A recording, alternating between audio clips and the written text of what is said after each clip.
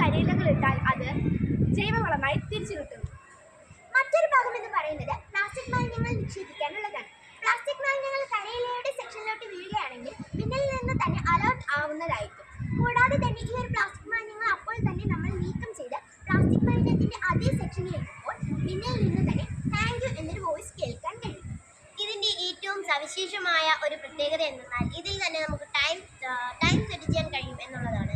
ഈ ഒരു ബെൻ ഇപ്പോൾ നമ്മൾ സ്കൂളുകളിലാണ് സ്ഥാപിക്കുന്നത് എങ്കിൽ നമുക്ക് ഇതിൽ 9 മണി മുതൽ 6 മണി വരെ അങ്ങനെയും ടൈം സെറ്റ് ചെയ്യാൻ കഴിയും.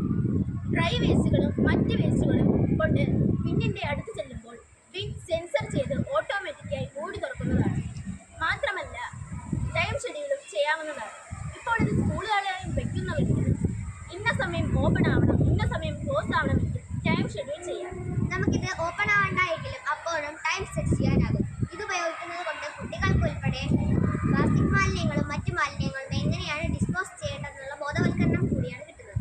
ഈ ഒരു ബിൻ നമുക്ക് എല്ലാ പബ്ലിക് പ്ലേസുകളിലും ഉപയോഗിക്കാൻ കഴിയുന്നതാണ്.